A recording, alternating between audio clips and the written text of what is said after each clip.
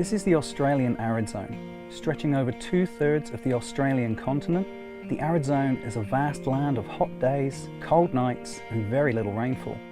It seems incredible to think that plants and animals are able to survive here, but many do.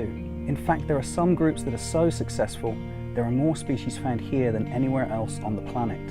In October 2012, I joined a team of researchers from Macquarie University on a trip to Yathon Nature Reserve in central New South Wales. We wanted to find one particular group of animals that are amazingly successful in this region. These are the reptiles. Our goal was to examine the adaptations that have helped them colonise and thrive in these desert lands.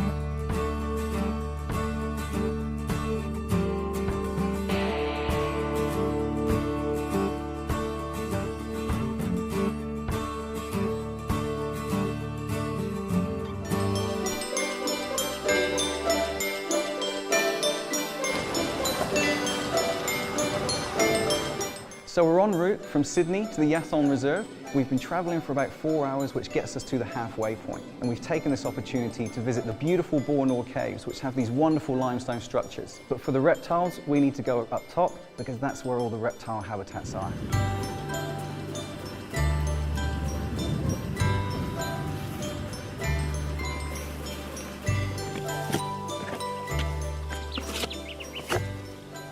This is a tree teller. It's a beautiful little gecko. You see it's got a flat body that allows it to live underneath the bark and find the insects and spiders and things that it feeds on.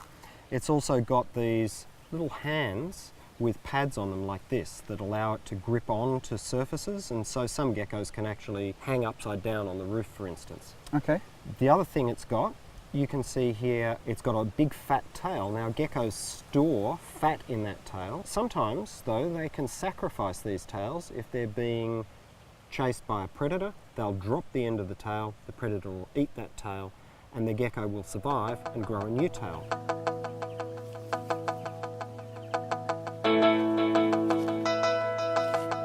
So we've also managed to catch a totally different type of reptile here. This is something known as a Tenodus lizard, and it's a member of the skink family. You immediately see that it's different than the geckos. Well, Ted, you can see that this is a long, thin lizard. It's got a much longer tail than the gecko. And just like the gecko, you can see that this lizard has lost the end of its tail as well. So some kind of predator has had a go at this lizard in the past. It's lost the end of its tail, lived to survive, and grown that tail anew. So what type of predators would this reptile be hiding from in amongst the rocky crevices? They'd be snakes, birds of prey, maybe even humans. After a few more hours of driving, we arrived at Yathon Nature Reserve, which will be our home for the next 10 days. The climate here is very different from where I live in Sydney, and I could instantly feel the dry heat sapping my energy. But the reptiles are much happier here than me. Reptiles are ectothermic, which means that they can't generate their own body heat. So they use the desert sun to warm up their bodies, which are covered in scales to help minimize water loss. Nevertheless, the Arid Zone is still a very harsh and challenging environment in which to live, and I was looking forward to learning about some of the other adaptations reptiles possess that enable them to survive out here. So we're here in Yathon Reserve in central New South Wales. This area represents the largest mallee woodland in all of Australia. Hopefully by now you can see that the deserts aren't devoid of vegetation. They're actually this complex mosaic of habitat. And for this reason they hold exceptional levels of biodiversity, and we're going to be showing you this over the next couple of days.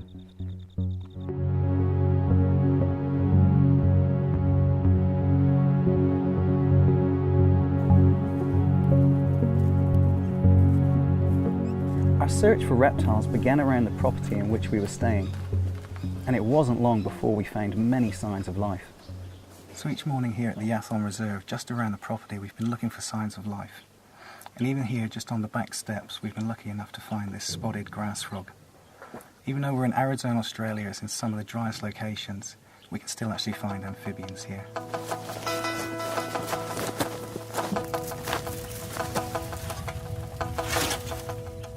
So all this rubbish is still really good habitat for reptiles? Yeah, it is. Lift up the tin, just be careful of snakes, yeah? Okay.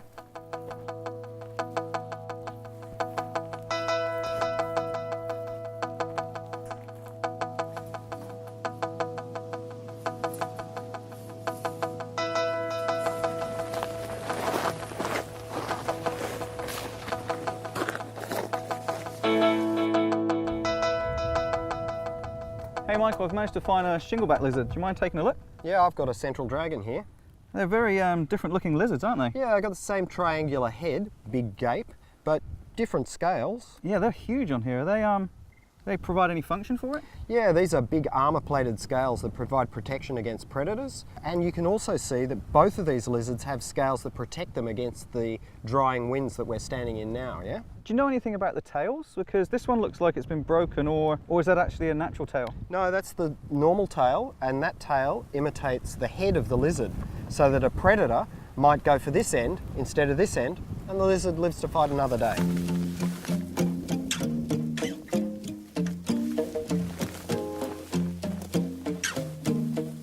I also found a group of geckos hiding under some other bits of rubbish.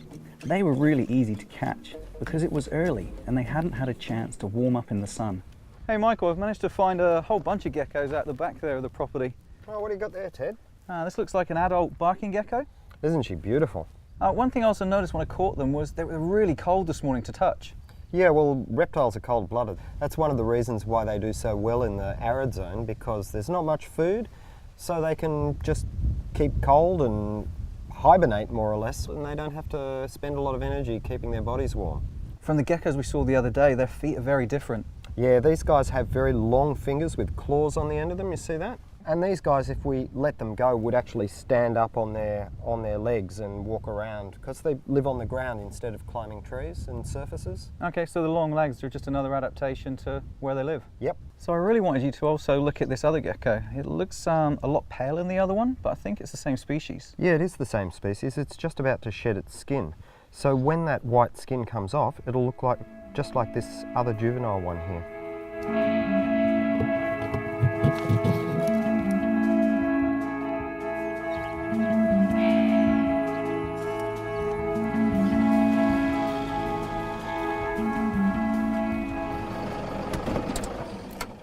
So up until now, we've actually been doing all of our reptile catching by hand. We've been doing it in the early morning when it's very cold and the reptiles are very slow. But now the sun's at its height, it's very hot, the reptiles are going to be very warm and moving very fast. So what we need is a system to actually try and catch these reptiles for us and make it a lot easier. So hopefully Abby will explain this pitfall trap system to us. Hey. Hello. Yeah, so this is a pitfall trap. It's effectively a bucket that's just been dug into the ground. And what we hope is going to happen is that the lizards will run up to this drift fence and they can't get through obviously, so they'll turn to the left or the right and they'll fall into a bucket for us. So I don't have to do anything to catch a reptile? No, you don't. We just leave them and see what happens. Fantastic. We might catch things other than lizards obviously, so we'll probably catch quite a few insects and if we're really lucky we might even catch a small mammal. Okay, so we just come back tonight or in the morning and we should have something in the buckets. Let's hope so. Great news.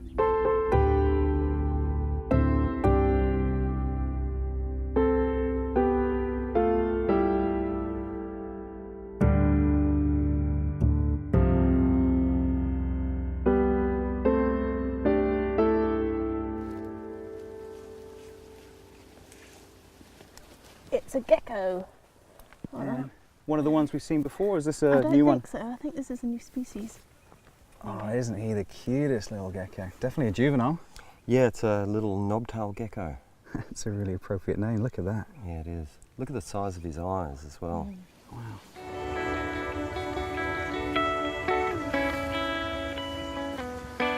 Okay, so this is an absolutely beautiful little marsupial mouse that we've caught in the traps, and you can tell that he's a marsupial mouse because of his pointy face.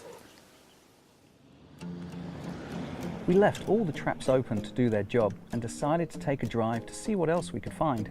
So along this fence line here, just keep your eye on the big wooden fence posts, because at this time of day the dragons are going to be sitting on top sunning themselves.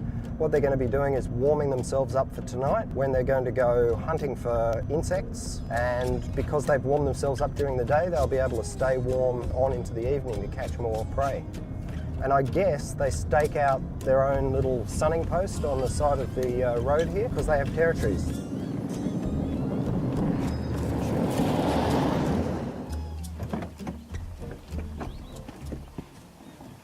So Ted and I are just creeping up on this dragon here, sitting on a fence post. And lizards are cold-blooded, so this is what they do. They get out in the sun and they use the sun's energy to warm their bodies up so that they can move quickly and catch their prey. Now Ted is just fishing for this dragon right now with a fishing pole. You see he's just put the stuff around his neck and bingo, we've caught a dragon.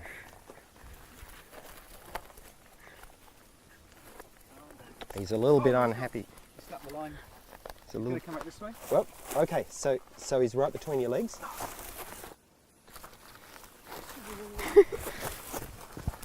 Got him. Yep. Yeah, I'm just going to get him behind the shoulders Got because him. we don't want this guy biting me. He's going to be a little bit angry. All right. We obviously should have used a bigger braking strain on that fishing line. That's the first time I've been fishing in the desert. Yeah. Certainly the first time I've been fishing for reptiles. That's a beautiful lizard. Yeah, I can feel the heat coming off him actually Let in me my just hand feel. as well. Oh yeah, he's much warmer. He's almost body heat, isn't he? Oh, definitely. Yeah, very similar temperature So to that's me, I think. just from sitting in the sun. He's picked up enough energy to be the same temperature that we are. Whereas the lizard that we caught the other morning was stone cold, wasn't it? Yeah, and it not could hardly move. Sure. Yeah, whereas this one's really frisky. Yeah. Beautiful lizard though. Our next stop was the local rubbish tip. There are lots of places for reptiles to hide here.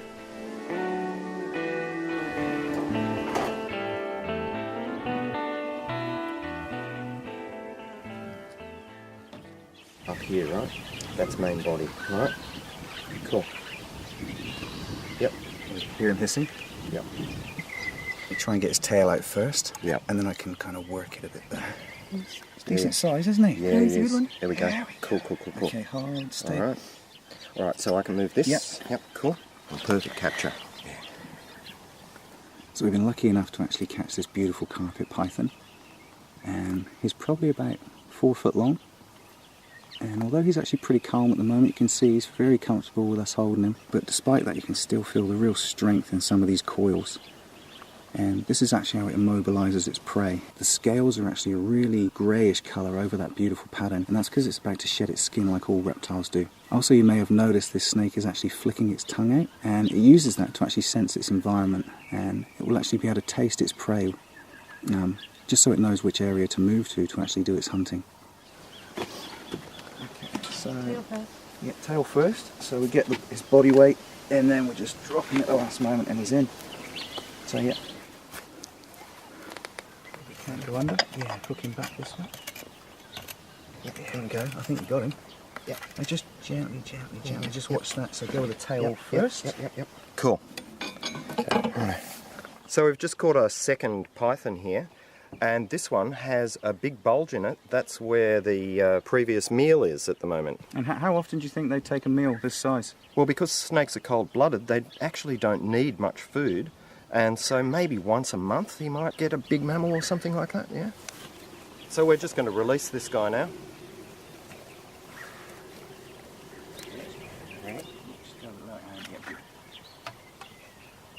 And a pair of snakes wasn't all we found. Hey Ted, how'd you go? Yeah, we've got a couple of new species of reptiles to look at here. Yeah, have a look at these things. Thanks. Oh yeah, it looks like we've got 2 juvenile desert skinks here. Yeah, we do. These are an unusual group of lizards, these skinks. They live in burrows, sometimes pairs, male and female live in a burrow. Okay. And sometimes we get a communal burrow shared by mum and dad, the teenagers and the babies. And that's really unusual for a lizard to have parental care like that. And of course it's an adaptation for the arid zone. Okay, this is the other lizard I've got. It's a beautiful, shiny and stripy lizard. Yeah, that's a sand swimmer. So this lives in the same kind of environment as the desert skink? Yeah, this is a burrower, but this one actually swims through the sand like it was a liquid. Okay. And it's got this pointy head to help do that, and you'll feel all of the scales are really smooth, and that allows it to move freely through the sand. And the head shape, that's very different to yours. Yeah, very different. Okay, Ted, what I've got here is a Larista. Beautiful. And you'll see how long and thin these are, like a snake. So this is when lizards take the burrowing lifestyle a step further, and eventually species that do this lose their front legs and become like a snake. Okay, here's this beautiful carpet python that we caught earlier. I remember when we were talking about that he was just about to shed his skin because he was a totally different colour. You can now see that since we've had him in the bag, he's actually started to shed, and that beautiful vibrant colour of the carpet python is starting to come out again. Now, is there anything majorly different between this snake, apart from the size, and that little skink you've got there? Okay, so the smallest skink and the largest snake face to face. So there is evidence that the snake once had legs. They've got tiny little femurs like your big leg bone that are left on a pelvic girdle, and the only thing that you can see is at the little scale down the very end of the snake. And this little guy here is on the way to doing that.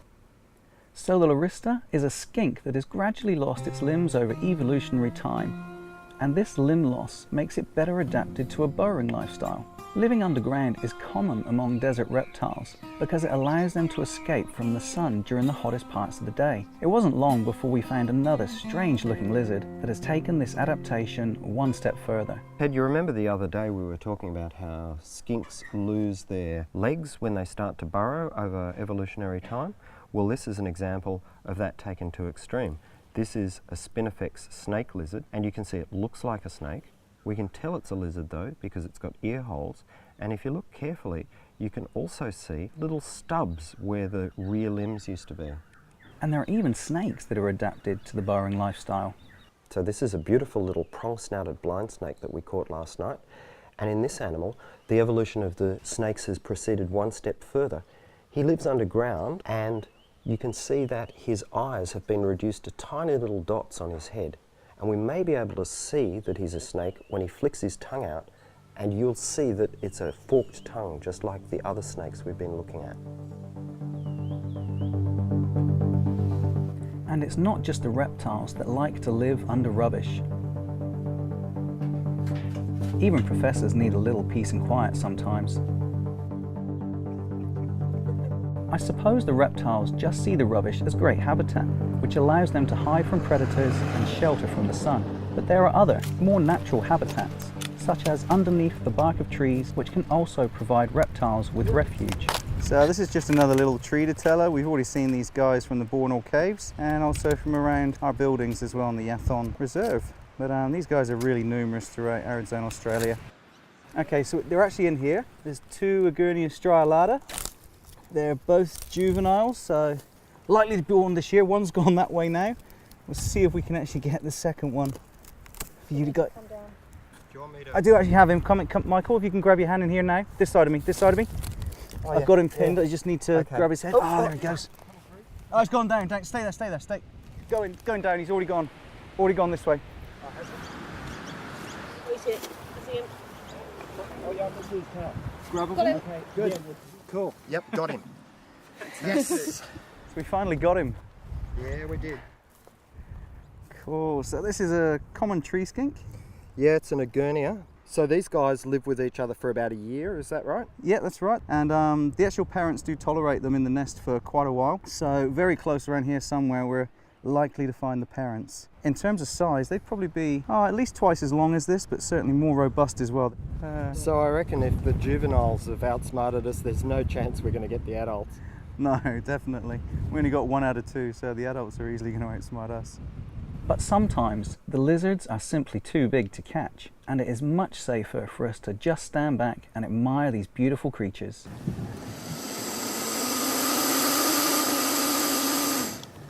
So it's late in the afternoon and we're about 2 to 3 meters up a tree, but we've been lucky enough to find a lace monitor. It's just sitting in the top of the branches here. Now this is the largest lizard we're likely to find in this region of Arid Zone Australia, and it's the apex predator in this region. This lizard is capable of taking down small lizards and all the way through up to anything the size of a small wallaby. It also uses these massive claws that it has to actually break into termite mounds. And although it doesn't have any predators of its own, it uses trees like this when it feels threatened, just so it can get some height to feel safe again. And it is truly one of the most magnificent reptiles we're likely to find around here. Not all reptiles are able to climb trees, and so need to find other ways to fend off predators. So while we were out driving this morning to go and check the traps, we actually found these two species of lizards basking at the side of the road. The one in the right hand, this is the shingleback, and the one in my left hand is a species we haven't seen until today. This is the blue tongue. Now, because they're very closely related, they do have some similarities, but they also have some obvious differences. The shingleback has these very big armory scales, so it doesn't really have a need to run. It can actually protect itself when attacked. Now, there's a bit of a trade-off for the blue tongue. It has a lot smaller scales, so it's more vulnerable to predator attack. But because of this, it can run a lot faster. So this is just another example of a wonderful adaptation between two very closely related species. And if I let them go now, hopefully we'll be able to see the difference in the speed that they'll run away from me.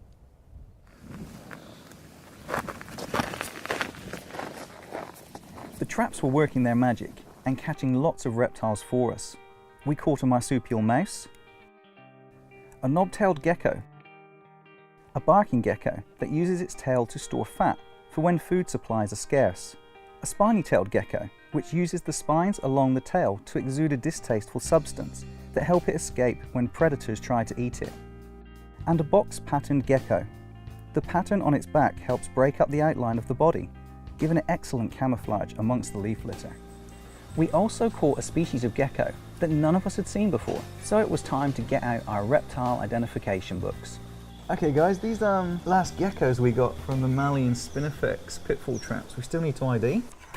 Okay, so it's definitely not the prickly gecko, the binos, because it's smooth. Oh yeah. Yep. And the two geckos that we know are in the area are the beaked gecko and the beaded gecko. And that pattern's really similar actually. Yeah, it is similar. Yeah, it is. And the rim of the upper eyelid is white, which it is. Yep. Okay, so I think that's what we've got. We might have a winner. Bearded gecko. And looking by the size, this is actually fully grown. Yep. Yeah. 4 to 5 centimetres. Alright, so this is girl, this one here. And Abby's Abby. got the male. Clearly has a Definitely male. boy. I can Yeah. see that from here. So that's another species to add to our list. The next day was particularly hot, and on days like these, many desert animals will seek out shade to cool down. This is an example of a behavioural adaptation, which is when animals act in a certain way that helps them survive in their environment. We've just managed to find another lace monitor.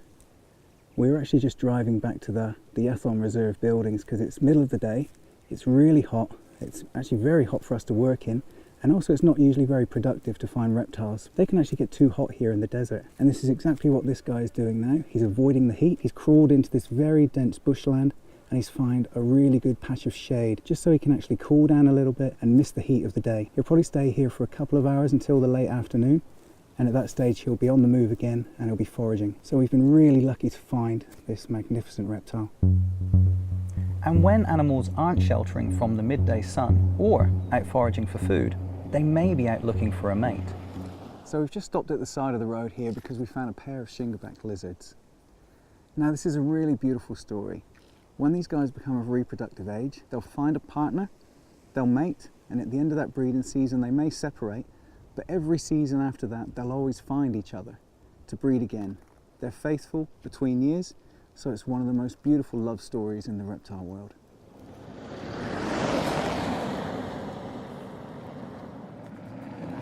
On our final day, we struck gold, a sand goanna. Perhaps it was time to give the fishing rod another go.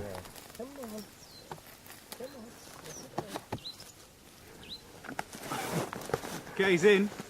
Yeah, what? Ah, bloody line snap again. Lucky that he ran into that log. Okay, I can see him here. It's going to be a handful to get out. Alright, we're going to block this off. Alright. We need to block this end as well. Where is he? Oh, here he is. He's right here. Yeah, I can see it. I just Yeah, want to see look. where his head goes to. We can put the snake bag over everything. So, yep. Yeah. Yep. Yeah, we're good. Alright, we're good. slide out, yeah? Yep. Yep. Cool. Keep hold of it tight, tight, Yep. tight. Yep. I've got it. I've got it. Righto. Okay, lift up. He's not going to jump out. Yep.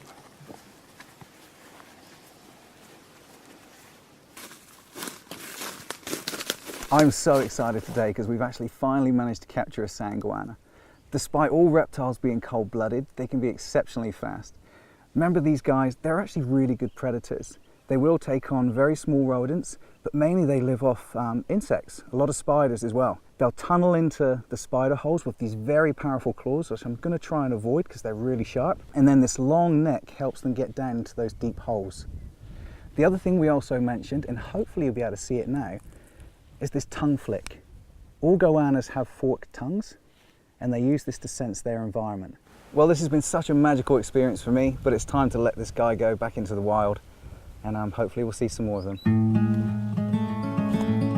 I remember my first trip to the outback, and ever since then I've just always wanted to come back. And I don't know what it is about being out here. Part of it is the fact that it's absolutely glorious, just the scenery. I mean, the colours are absolutely stunning. It's also like the isolation as well, so far from civilization. It's such a lovely change from Sydney. We're actually surrounded by so much life out here. I think there's this misconception that the outback of Australia is like the dead centre of Australia. So the reason I love the desert ecosystems is because they're so isolated and they're so unique. I mean, you get these really confronting conditions at times and they can be really extreme. But to balance that, there's this hidden beauty and diversity everywhere, just if you're willing to spend the time to look. I feel so privileged to have been part of this trip, and I would encourage everyone to actually come and visit this region at least once in their lives. Because the Australian Arid Zone, it's a true wonder of our natural world. So it's interesting to think that most Australians cling to that narrow coastal strip between Brisbane and Melbourne. And we ignore the arid interior of Australia, even though it makes up the majority of this vast continent. I guess people ignore the arid zones because they think of them as dry and lifeless, but as I hope you've seen, this is a beautiful landscape and it's full of an amazing diversity of plants and animals. That's what brings me back time and time again, and I hope it'll bring you out here too. We've been living in the Yathong Reserve for 12 days now, and unfortunately it's time for us to head back to Sydney. In the short period of time that we've been focusing on the reptile biodiversity, we've been able to show you 25 different species. But there's also amazing diversity amongst the amphibians, the birds, the mammals, the plants and the invertebrates here. So I hope that we've gone some way to actually correct the misconception that the deserts are lifeless, because it couldn't be further from the truth. This region actually represents the largest ecosystem we have in Australia. It covers 70% of the landmass. We're all extremely passionate about conserving this area, and I now hope that you are too.